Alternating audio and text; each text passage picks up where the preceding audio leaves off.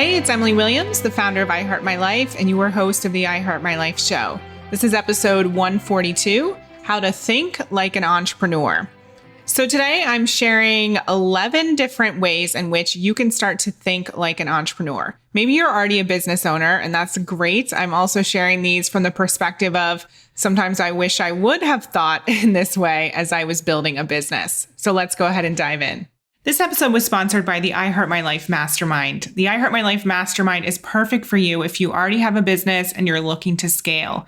We cover tons of different topics. We cover marketing strategy, revenue planning, team, processes, everything you need in terms of mindset, high performance, really taking care of yourself as well as your business, events, publicity. We literally have 7 coaches under one umbrella to support you and give you the answers to all of your burning questions. We host regular weekly workshops where you get your personal questions answered. We have retreats. You have a private Slack channel where you get to ask questions 24/7.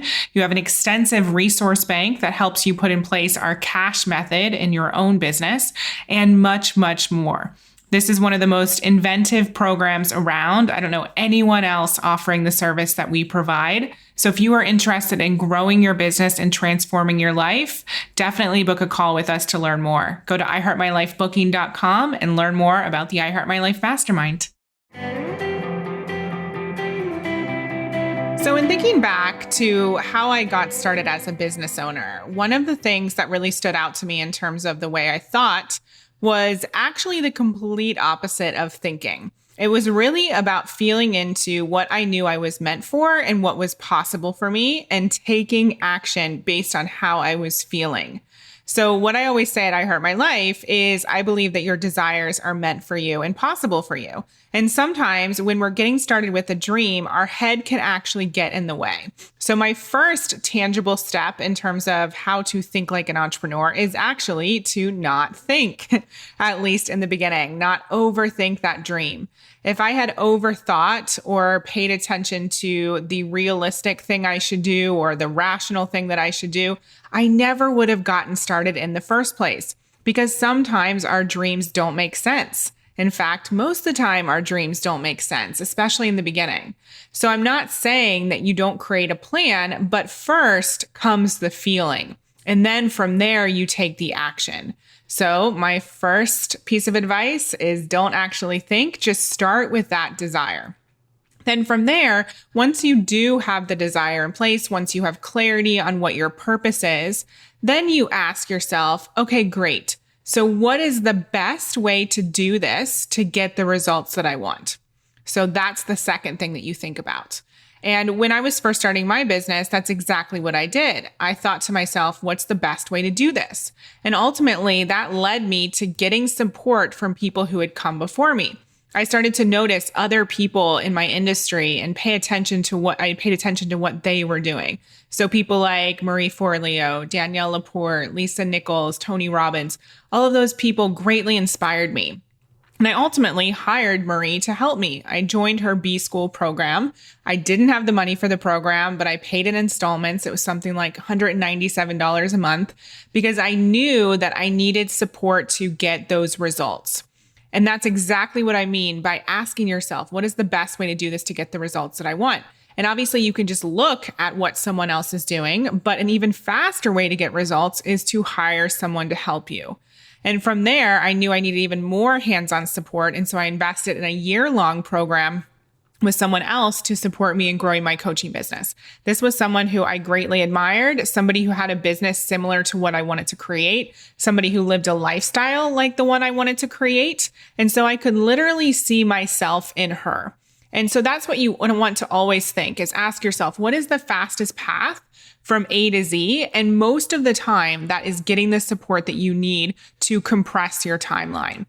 There are plenty of clients who work with us in our programs, and I'll tell them all the time, move faster than me, go faster, do this better. I'm here to show you what I did well, but also what I could have done better. And so take that information and use it to compress your timeline. All right, next step or piece of advice that I have for you is don't be scared to take risks. So literally every single thing that I did in the beginning, and even some of the things I do today, would have been considered risky from the outside looking in. So investing in that first program, then James lent me his credit card to be able to invest in the second program I was a part of. That was $7,500. He was only making about $35,000 a year. That was a huge portion of the amount of money that was coming into our joint account. And yet he trusted me, right? That was a risk. Every single thing, having my first event, putting down the deposit, putting a group program out there when I barely had an audience at all to try and fill it. All the things that I did in the beginning, and like I said, even today, they have some element of risk to them.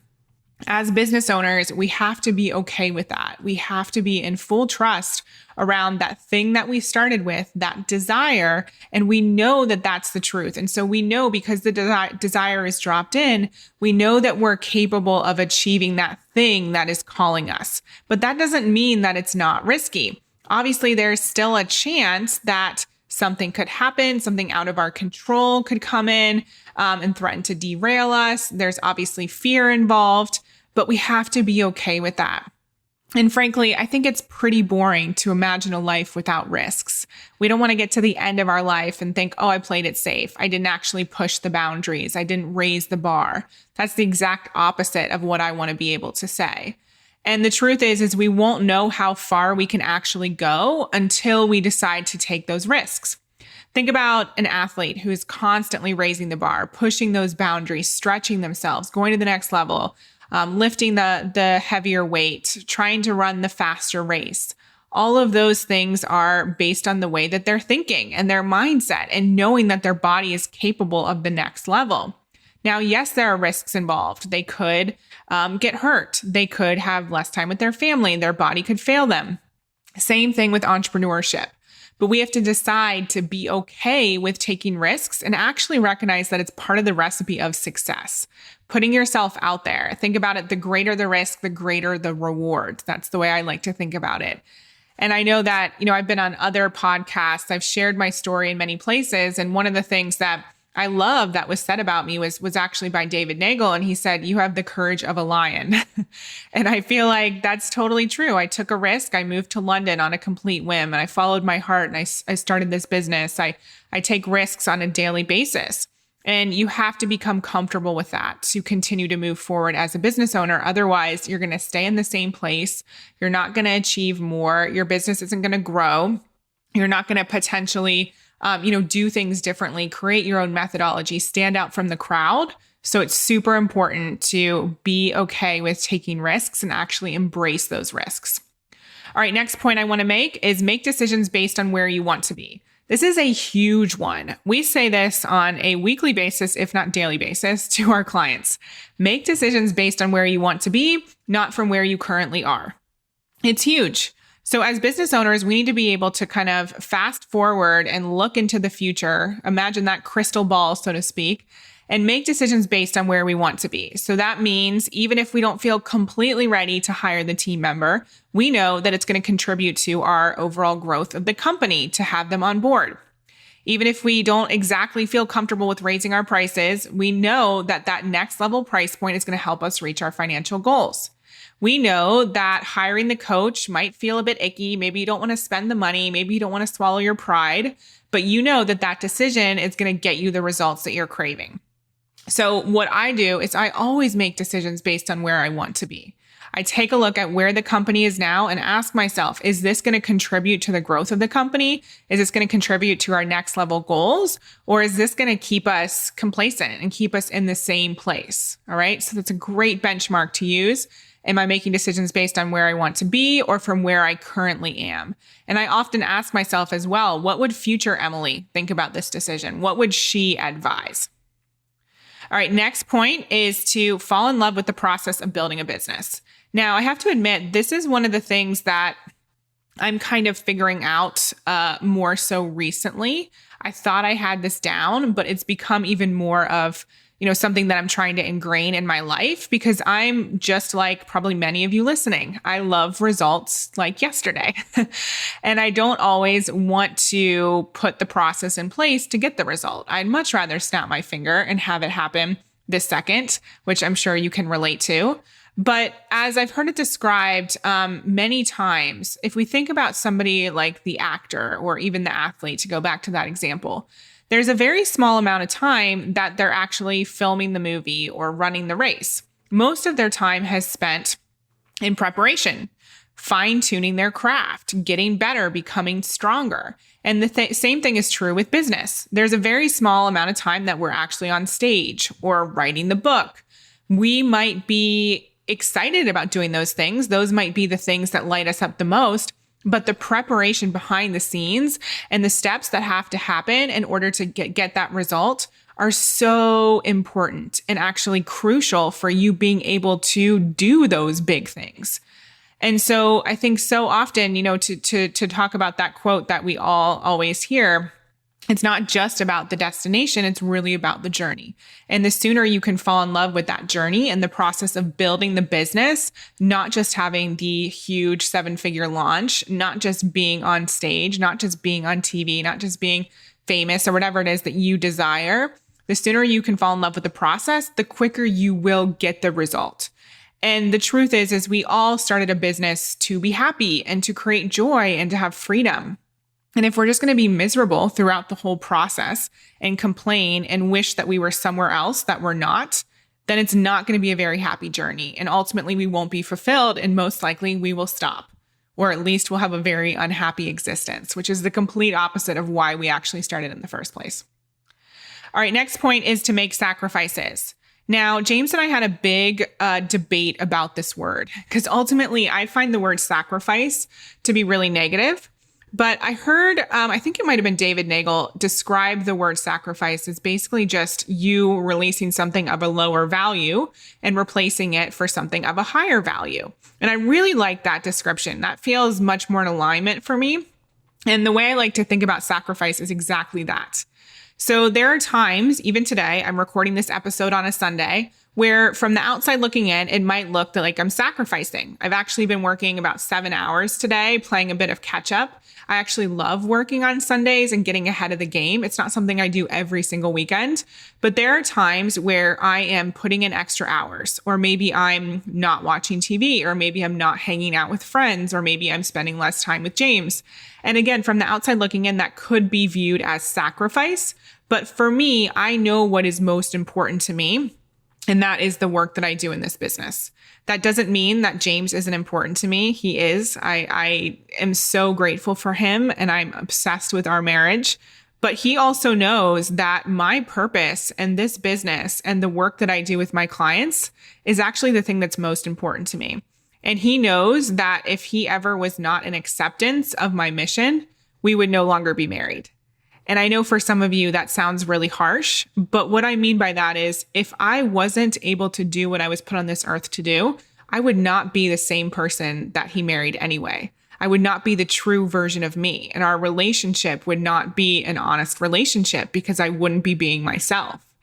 And so that's just one example of some of the sacrifices that I make to be able to do this work. But ultimately, it's about changing your mindset. And again, falling in love with the process of building a business. I know that this is not a forever thing. I know that there are going to be times in the future when my team is even bigger. And so some of the things that I'm doing now, I might not even be doing in the future. And so I'm looking again at the future, making decisions based on where I want to be, knowing that some of the decisions I'm making now are going to impact me positively. Well, I'm hoping all of them will impact me positively in the future. And then my sacrifices might not be the same. There might not be as many. Who knows? But I know that right now, the way that I show up, it's going to contribute to the greater good. So you have to ask yourself, if you really want this, are you willing to make sacrifices? There are plenty of years. I mean, the past 6 years, I haven't done as many social things as I could have. I've put everything into building my company and moving forward with my mission.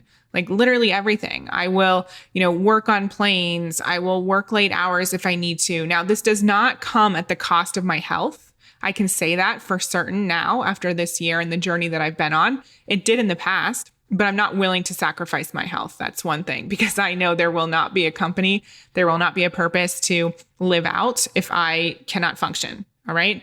So I want you to really think about where you're at right now. And are there things that you're doing where you're putting them before the business? Some simple examples are just you monitoring how you're spending your time. Are you putting a TV show, reality TV show before your business? Are you putting nights out with girlfriends that don't actually light you up before your business? Are you feeling guilted into spending time with friends or family members who don't actually believe in your dream over working on your business, right? So we all need to make some sort of sacrifice, and that's just letting go of something of a lower value for a higher value, right? Next point is to connect with your vision. So this is huge. So within your mindset and the way in which you're thinking, you should always be thinking about the vision that you have for your company, not just this current moment, but what is the overall vision? So our minds are so powerful. Our minds are our strongest muscles. And I'm not talking necessarily about mindset here.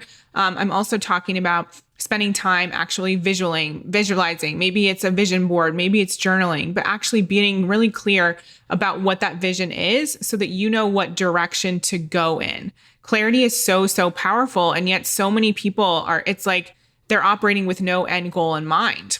I want you to be super clear. And remember, that starts with your desire. It starts with what's in your heart. So let's get clear on that vision, and then we make decisions based on where we want to be. So connect with it on a daily basis. What is the vision for this company? Maybe you even have a whiteboard where you write out the vision for this year and then the 10-year goal and so on and so forth. Maybe you do a visualization every morning or a meditation. Maybe you just talk about your vision with your friends and your colleagues. So remember, connect with your vision. All right, next point, fall in love with challenge. Again, this is one of the ones that has been a learning curve for me. But I once heard one of my colleagues talk about how she loves a good challenge. Give her a challenge in business and she is all over it. And I was like, that's so interesting. And how amazing that you've gotten to that point where you're not afraid of challenge. You don't look at it as, oh, I've done something wrong. It's just part of business. And you know that you can move through it, and that actually taking the emotion out of it, and really in the sense of, some people go into resentment around challenge, some people go into fear. But when you look at it from a positive perspective, that actually helps you move through it much quicker, and you can find the solution. You have the bandwidth to find the solution.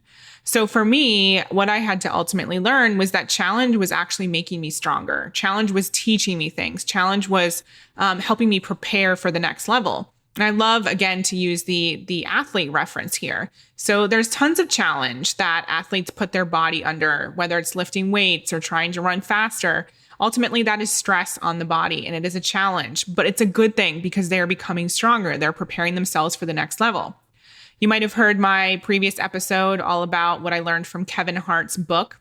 And one of the things that he said is the greater the challenge, the greater the gift. I'm paraphrasing there, but essentially that's what he said. So every time he goes through a very challenging time, he looks at it as, oh my gosh, what's on the other side must be pretty incredible if I'm literally being prepared in this way right now. So what if that was your perspective on challenge and you saw it as, okay, I'm learning, I'm growing. Think about when you were in university or you were in high school or whatever it was. There might have been a challenging test. Maybe you had to spend weeks studying for something, but you got smarter through that challenge. At some point in our adulthood, challenge started to equal hard or wrong or difficult. And that started to equal bad, right? But it's not. It's actually preparing you for that next level. So what would happen if you actually started to embrace challenge versus be at odds with it? All right, next point is to make quick decisions. So one of the things that I love from the book Think and Grow Rich by Napoleon Hill is he says, the most successful people make decisions quickly and change their minds slowly. And I really adopted that as a new entrepreneur and continue to do so today. And one of the ways in which you can make quick decisions is by learning to really trust yourself. This is not about making decisions blindly, but it is about practicing trusting your intuition, feeling into what your body is telling you, and those knee-jerk reactions that come up immediately that most of us ignore until we learn to tune in. So for example, there are plenty of times where your body is telling you yes to something. Something feels expansive. You know that it's all about making decisions based on where you want to be, and this will help you get to where you want to be. So let me use a tangible example here. Oftentimes when people want to work with us, they have this instant reaction of, oh my gosh, yes, this sounds amazing. I love the sound of your mastermind, or I love the sound of iHeart Coaching or your membership. And then their mind gets in the way and says, oh no, but I can't spend the money, or I don't have the time, or I'm not far enough along. Right. And so then they go into limbo, and it's like back and forth, and they're at battle with themselves. They think that they outthink themselves, and they deny what it is that they actually want. And then they end up saying no, or they end up just delaying and missing out on bonuses or special pricing, or literally just having the peace of mind that they made a decision quickly and now they can go all in. I spoke to someone a few weeks ago about this exact thing. And I said to her, how would it feel to say yes right now in this moment? And she said, amazing. And I said, okay, well, let's do it. I'm going to stick with you right here on this Facebook Messenger message, and I'm going to wait until you sign up. We're going to do it right now, because no one likes to be in limbo. And my job, whenever I'm on a sales call in particular, is to get someone to either a yes or a no. I'm not attached to someone working with us. If it's not the right fit, that's totally fine. But I don't want anyone to be in this place of indecision, because that's a complete waste of time and energy. I'd much rather see you say a full-blown yes and get the ball rolling, or say no and go and find somebody else to help you. Otherwise, that place in between, it's just a waste of time and a waste of energy. So really think about for yourself. Are you spending time agonizing over decisions? It could be working with somebody. It could be a trip that you're going to take, the car that you want to get. There are times where I do still go into indecision, and James is like, you know what you're going to do. Just do it. Do it to begin with. Don't waste, time and energy or a month Googling and researching. Just take that action. Make quick decisions. Next point is to keep it simple. So one of the things I often ask myself is what is the domino effect of the decision I'm making? Now, this again is something I've learned over the years, is keep it simple and ask myself, is making this new course going to have an adverse effect on the company? Is it going to take my attention from the current clients? Is it going to be too much for our marketing team to handle? What is that domino effect of the decision I'm making? One of the things I often say to our clients as well is, if you play the whole tape through, what is the result? And just ask yourself, is this keeping it simple? Is it overcomplicating? Which one is it? And really lean towards keeping it simple, especially when it's just you on your team or a very small team. Keep it simple. Maybe you don't need every single person on your team this second. Maybe you don't need to offer every single course this second. In fact, although we're not getting into marketing strategy here, if you speak to everyone, you actually speak to no one. So keep it simple. And I could edit this a bit and say, keep it simple and specific. All right, next point, straddle the future and the current moment at the same time, literally one foot in both camps. So what we want to do as business owners is to think about what the current moment requires of us. What do we need to do right now? What are the goals? But also, what are the future goals? And we make decisions based on what needs to happen now as well as in the future. So I'm constantly looking at, what are we doing this month? What needs to happen for marketing and sales? What needs to happen for overall growth? What needs to happen for me personally, for my mindset, for the team? But also, what do we need to put in place right now that's going to create that positive domino effect and lead us towards our future goals?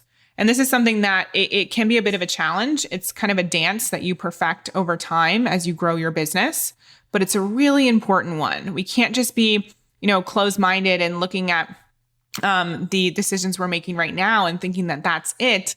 We need to be able to think about what's going to work well for right now, as well as what's going to support us in the future. All right, next point, learn to delegate sooner rather than later.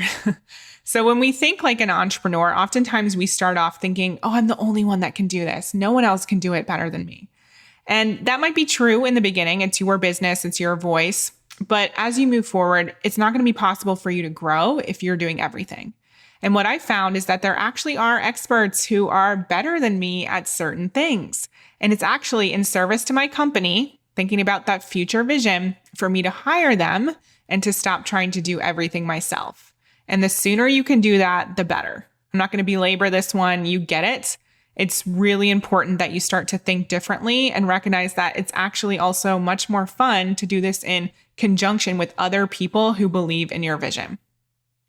And finally, the last point I want to make is learn when to take emotion out of it. Now, again, another one that I've learned over the years is just that, is business is sometimes, let me rephrase that. Business does not always need to be emotional. In fact, there are plenty of times where it's black and white and we just need to take emotion out of it. There are times where I've wanted to say, offer a new course, offer a new program, run a retreat, and the numbers don't support it. Maybe it's the number of how many team members I have. Maybe it's the number of the money that it's going to cost to do the thing. It's not actually in service to the overall vision. So there are times when we have to think in black and white terms and think, is this going to be helpful to the company? Is it going to work for right now? Or is this short-term thinking? It's actually going to impact our long-term growth. So I hope that makes sense for you. It also is really important when you're dealing with clients.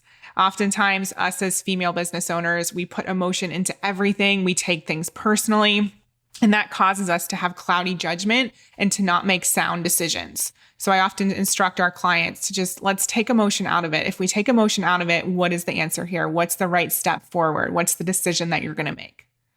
So I hope these are helpful. I hope it supports you in knowing how to think like an entrepreneur and business owner. You've totally got this. Just know that some of these were works in progress for me for many years. I hope you can compress your timeline now, understanding and hearing this list. And I'll look forward to seeing you on the next episode. Thanks so much for listening to this episode of the I Heart My Life show and for being a valued listener and member of the community. I hope you loved today's content. Definitely pick at least one of the items from the list to focus on and take action on this week.